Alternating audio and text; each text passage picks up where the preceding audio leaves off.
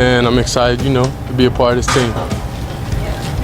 And the way Coach Jerome was done back there, huh? Yeah, for sure, it's a respect thing. I know a lot of people want the content. I know I'm a producer, so I never want to make anybody feel, any type of way about anything. So it was important that he gets everything he needs to say out and everybody captures what he has, and then now, I'm here. The Cleveland Browns insider just dropped a bombshell that's sending shockwaves through the NFL. Shedeur Sanders might be getting traded before Week 1, and the writing is already on the wall. While everyone's been focused on Kenny Pickett's hamstring injury, there's been a quiet but telling shift happening at Browns training camp that has Sanders' future in serious question. ESPN's Dan Graziano is predicting a quarterback will be moved, and when you look at the practice reps being handed out, it's becoming crystal clear who's really in Cleveland's future plans. The son of Coach Prime could be packing his bags sooner than anyone expected, and the reasons why will absolutely blow your mind. Look, I've been covering this league for years, and I'm telling you right now, what's happening in Berea isn't just your typical training camp competition. This is a calculated chess game, and Shedeur Sanders might be the piece that gets sacrificed. You want to know how I know? Let me break down what's really going on behind closed doors. First off, let's talk about what everyone's missing. While the media has been focused on this so-called four-way quarterback battle, sources close to the situation are telling me it's really more like two separate competitions happening simultaneously. And here's the kicker, Shedeur isn't even in the main event. Think about it. The Browns didn't just randomly decide to draft two quarterbacks in the same class.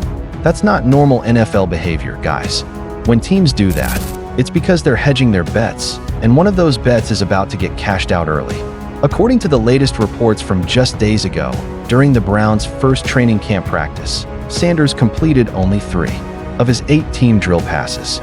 3 out of 8. Meanwhile, Dillon Gabriel has been quietly getting more reps with the first-team offense. But here's where it gets really interesting. Kenny Pickett just suffered that hamstring injury on Saturday. And guess what happened immediately after? The coaching staff didn't automatically bump Sanders up to get more first-team reps. Instead, they've been rotating Gabriel and Joe Flacco through those premium spots. That should tell you everything you need about where Sanders stands in the pecking order. Now, I know what you're thinking, but he's Coach Prime's son. Surely that counts for something. And you're absolutely right to think that way. The Sanders name carries weight in football circles. But here's the thing that nobody's talking about. The Browns didn't draft Shedeur Sanders because of his last name. They took him as a 5th-round flyer, which in NFL terms means they viewed him as a developmental project with upside, not an immediate contributor. Let me paint you the real picture of what's been happening at training camp. According to multiple sources from just 2 days ago, Kenny Pickett had been receiving the largest share of first-team reps before his injury. That makes sense. ESPN's Dan Graziano predicted Pickett would be the starter, and the coaching staff was clearly leaning that direction. But here's the smoking gun. When reporters have been tracking quarterback performance, they've consistently noted that Gabriel is getting more meaningful reps compared to Sanders. One insider described the situation perfectly. Cleveland most likely targeted Gabriel for his long-term backup potential, while Sanders became worth a low-risk bet on day 3. That's NFL executive speak for Gabriel is the guy we actually want to develop. Sanders was just a lottery ticket. And let's be real about the numbers game here. For quarterbacks on an NFL roster, that's not sustainable. Teams typically carry 2, maybe 3 at most. With Pickett expected to be the starter when healthy, and Joe Flacco providing veteran stability, that leaves Gabriel and Sanders fighting for what might be just one roster spot. And based on everything we're seeing in camp, that fight isn't even close. Shedeur, you've been a star for your entire life, so how difficult is it to be patient, as you said, waiting for your turn? I'll say it's different phases in life, different things in life you have to go through, and that's all it is. I'll say for me, it's building blocks. Sometimes I always had to get overly prepared and had to worry about a lot of different things. But here's where the Shedeur Sanders story gets really compelling, and why I actually think trading him might be the worst decision the Browns could make. Yeah, you heard me right. While everyone's focusing on his early struggles in camp, they're missing the bigger picture. Sanders has been dealing with something that Gabriel hasn't, the massive spotlight that comes with being Coach Prime's son. Every throw he makes gets scrutinized, every mistake gets magnified. But when you actually watch the tape from recent practices, you see flashes of brilliance that remind you why he was considered one of the top quarterbacks in college football. During day 4 of camp, sources reported that Sanders actually impressed. Despite not getting many first-team reps, one reporter noted that he has not received many first-team reps, but that has not hindered his work ethic. That's exactly the kind of mentality you want from a young quarterback. While other rookies might pout about limited opportunities, Sanders is grinding, staying ready for his moment. And let's talk about that moment for a second. With Pickett now sidelined with this hamstring injury, Sanders is about to get a golden opportunity to show what he can do with better supporting cast around him. The Browns' first preseason game against Carolina is coming up fast on August 8th, and if Sanders lights it up on that stage, all this trade talk could disappear overnight. Here's something else the experts aren't considering. Sanders' skill set might actually be a better long-term fit for what the Browns want to do offensively. Gabriel brings accuracy and decision-making. Those are great qualities, don't get me wrong. But Sanders brings that it factor that you can't teach. The arm talent, the pocket presence, the ability to make throws that other quarterbacks simply can't make. Remember, this is the same quarterback who threw for over 4,000 yards and 37 touchdowns in his final college season. That production doesn't just disappear because you're adjusting to a new system. And unlike some rookies who struggle with the mental aspects of the NFL game, Sanders has been praised for his football IQ and leadership qualities. The Browns coaching staff knows this too. That's why they're being so careful about how they're managing this competition. They know that if they trade Sanders too early and he goes somewhere else and becomes a star, it'll haunt them for years.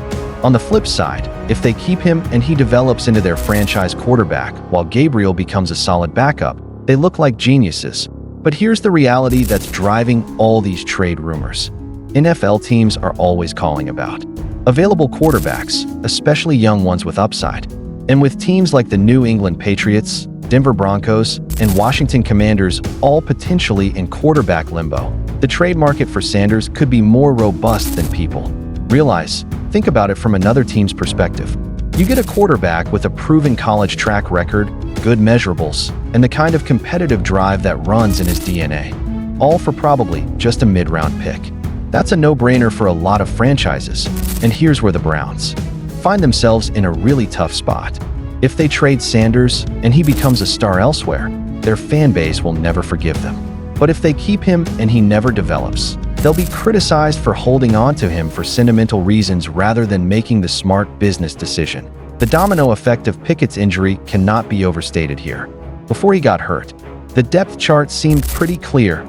Pickett as the starter, Flacco as the veteran backup, and then Gabriel and Sanders battling for that third spot or practice squad eligibility. But now, everything's up in the air. What makes this situation even more intriguing is the timing. We're less than 2 weeks away from the first preseason game, and the Browns need to start getting their quarterback situation sorted out. Teams around the league are watching closely because they know that if Cleveland is going to make a move, it has to happen soon. The writing might already be on the wall based on how the Browns have structured their training camp practices. According to recent reports, both Sanders and Gabriel have been taking reps during individual drills and team periods, but there's been a noticeable difference in the quality of those reps.